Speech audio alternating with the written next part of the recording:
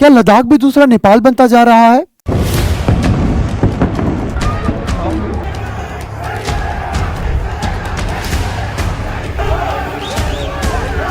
आप देखोगे जिस तरीके से नेपाल के अंदर पहले जनजी पॉपुलेशन ने प्रोटेस्ट किए, बाद में यही प्रोटेस्ट ने एक वायलेंट फेस ले लिया, जहां पे उनकी सरकार को गिरा दिया गया, पूरे देश भर में आग लगा दी गई। कुछ इसी तरीके का लद्दाख के अंदर भी पिछले कुछ दिनों में हो रहा है। ये वही लद्दाख है जो पिछले कई सालों से कुछ पीसफुल प्रोटेस्ट कर रहा था और इनकी कुछ लिमिटेड डिमांड्स भी हैं। बीते कुछ दिनों में लद्दाख में कुछ ऐसा ही हुआ, उनका ये पीसफुल प्रोटेस्ट ने एक वायलेंट फेस ले लिया, जहां पर लद्दाख में कई सारे जगहों पर आगजनी हुई, पुलिस के ऊपर स्टोन पेल्टिंग हुई, इवन भारतीय जनता पार्टी के ऑफिस तक को आग लगा दी गई। आखिरकार लद्दाख के अंदर ये प्रोटेस्ट हो क्यों रहे हैं?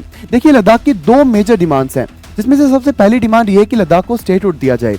देखिए, 2019 में आर्टिकल 370 को जब से हटाया गया है, उसके बाद से जम्मू एंड कश्मीर स्टेट को दो यूनियन टेरिटरीज के अंदर डिवाइड किया।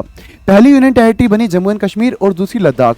जम्मू एंड कश्मीर को तो उनकी एक लेजिस्लेटिव असेंबली दी गई, बट लद्दाख को इस तरीके की कोई लेजिस्लेटिव असेंबली नहीं दी गई। इसका मतलब ये था कि लद्दाख को उनके लोकल रिप्रेजेंटेटिव्स के लोकल लीडर्स के द्वारा रूल नहीं किया जाएगा, जबकि उनको रूल करेगा सेंटर से आया हुआ कोई लेफ्टिनेंट गवर्नर। और लद्दाख की दूसरी डिमांड ये थी कि लद्दाख को भी 6th शेड्यूल के अंदर प्रोटेक्शन दी जाए, क्योंकि लद्दाख की 90% पॉपुलेशन ट्राइबल है और 6th शेड्यूल ट्राइबल पॉपुलेशन की ही प्रोटेक्शन की बात करता है।